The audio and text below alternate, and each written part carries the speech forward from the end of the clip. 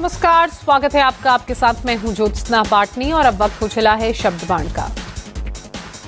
PM Modi के पूरा देश मोदी का परिवार नारे के बाद बीजेपी के सभी मंत्री, सांसद, विधायक, नेता, कार्यकर्ताओं ने सोशल मीडिया पर अपने नाम के आगे मोदी का परिवार लिख दिया है। लेकिन पीएम मोदी यहीं पर नहीं रुके। उन्होंने इस मुद्दे को आगे बढ़ाते हुए कहा कि वो परिवारवादी पार्टियों पर इसलिए हमला करते हैं क्योंकि उन्हें परिवार के आगे कुछ दिखता ही नहीं।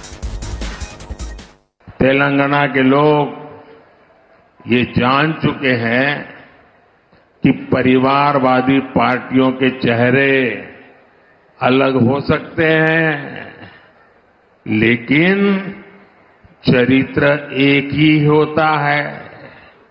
और ये चरित्र क्या है? दो पक्की चीजें हैं उनके चरित्र में, एक झूठ, दूसरा लूट। तेलंगाना में जैसे टीआरएस के बीआरएस बनने से कुछ नहीं बदला था, वैसे ही बीआरएस की जगह कांग्रेस से आने से कुछ नहीं बनने वाला, क्योंकि एक ही चट्टे बट्टे के लोग हैं ये। बीआरएस ने अपनी सरकार में कालेश्वरम प्रोजेक्ट जैसे घोटाले किए। कांग्रेस की सरकार उस पर कार्रवाई करने के बजाय फाइलों को दबाकर बैठ गई। तुम भी भले हम भी भले, तुमने खाया मैं खाऊंगा।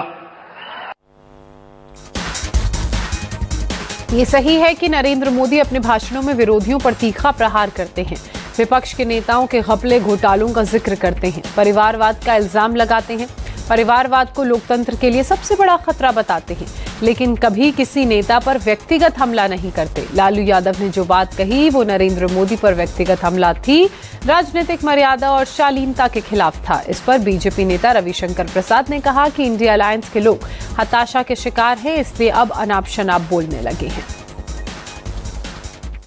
इस तरह की बेशर्मी भरी बात लालू प्रसाद बोलते हैं, जिनकी पूरी राजनीति मुस्लिम परस्ती पर रहती है, जिनके राज्य में पीएफआई आगे बढ़ते हैं, जिनके शासन में वोट के लिए आतंकवादियों से समझौते करने की बात होती है, वो फेक हिंदू कहते हैं। नरेंद्र मोदी राम भक्त हैं, सनातन भक्त हैं। वो व्यक्ति 11 दिन नारियल पानी पर रहते हैं प्रभु राम के लिए, जब वो जाते हैं प्रतिष्ठान में भाग लेने। तो उनके बारे में सीख लेनी है लालू प्रसाद से। ये सभी हताशा है। जब जनता आपको सुनती नहीं, आपकी हार निश्चित है, तो इस तरह की बात करते हैं। चिंता मत करिए, बिहारी बहुत परिपक्व हैं। अब की बार 400 के पार और बिहार में 40 का 40 एनडीए।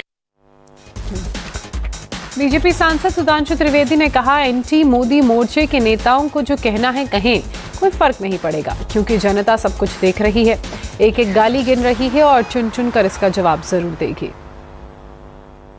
प्रधानमंत्री श्री नरेंद्र मोदी जी के ऊपर एक बार पुनः इस स्तर का, इस निचले और छिछले स्तर का शब्द प्रयोग किया गया है श्री लालू प्रसाद यादव जी के द्वारा। महोदय, आप सूप बोले तो बोले और चलनी भी बोले जिसमें 100 छेद।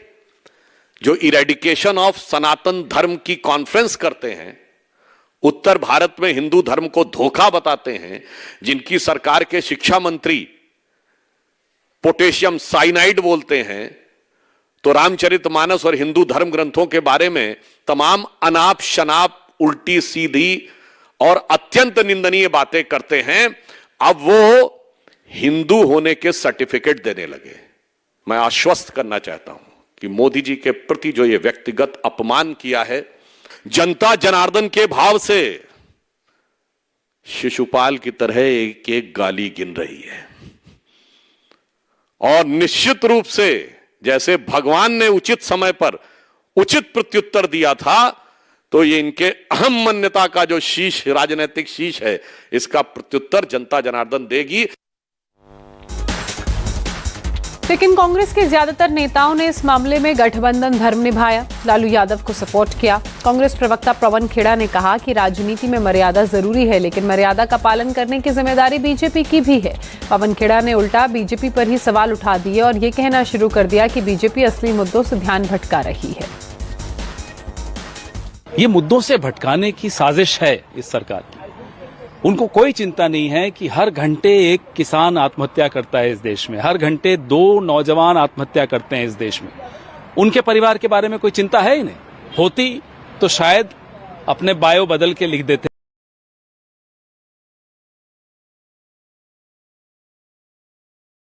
नौजवानों की आत्महत्या पर जो हर घंटे इस देश में आत्महत्या करते हैं, उस पर रिएक्शन कभी नहीं आएगा मोदी।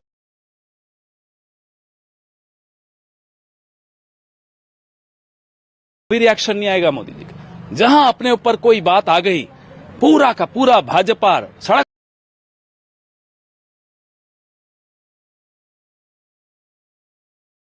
इसलिए बैठा है आपको सरकार में। इतने स्वार्थी हो गए हैं ये।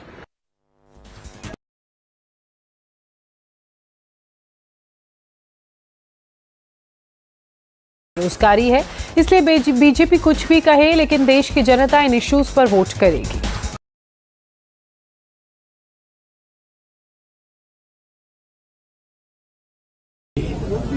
बढ़ती हुई महंगाई, बढ़ती हुई बेरोजगारी,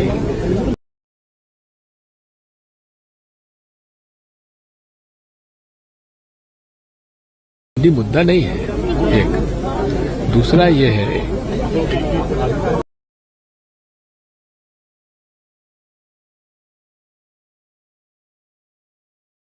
जी बोला करते थे। अब जब परिवारवाद मोदी जी का बढ़ गया है, उसके बाद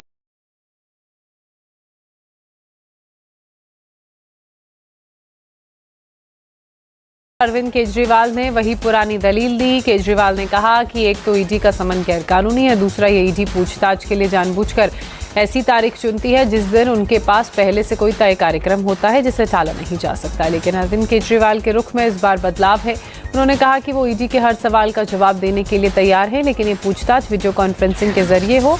अगर ईडी चाहे तो उसका लाइव टेलीकास्ट भी कर सकती है। मैं हमेशा मेरा स्टैंड ये रहा कि ईडी के जो सम्मन जो आ रहे हैं वो इलीगल हैं, उसका उन्होंने कोई जवाब नहीं दिया। लेकिन वो नहीं माने, बस सम्मन पे सम्मन। फिर मैंने पिछली बार 2-3 सम्मन के पहले लिखा था मेरा विधानसभा का सत्र चल रहा, बजट सेशन में नहीं आ सकता। तो वो जानबूझ के ऐसी डेट्स पे दे रहे हैं। जैसे पिछली डेट पे दिया, उस दिन मुझे एलजी के अभिभाषण के प्रस्ताव पे मुझे असेंबली में बोलना था, उस डेट को दिया। आज की डेट दी, आज हमारा बजट सत्र था। अब मैंने उनको कहा भाई, हालांकि मैं आपके सम्मन को इलीगल मानता हूं, लेकिन आपके प्रश्नों के सारे जवाब देने को मैं तैयार हूं, क्योंकि हमने कोई गलत काम किया नहीं, कुछ छुपा नहीं रहे। तो आप मेरे से प्रश्न पूछ लो, वीडियो कॉन्फ्रेंसिंग के जरिए पूछ लो। कानून में लिखा है कि ईडी की प्रोसीडिंग्स जुडिशियल प्रोसीडिंग्स हैं। जुडिशियल प्रोसीडिंग मतलब ईडी एक कोर्ट की तरह है, न्यायालय की तरह है। और सुप्रीम कोर्ट के ऑर्डर्स अब हैं, कानून बन गया है भाई, किसी भी कोर्ट के अंदर किसी भी पार्टी को वीसी के जरिए प्रेजेंट होने की अलाउड है।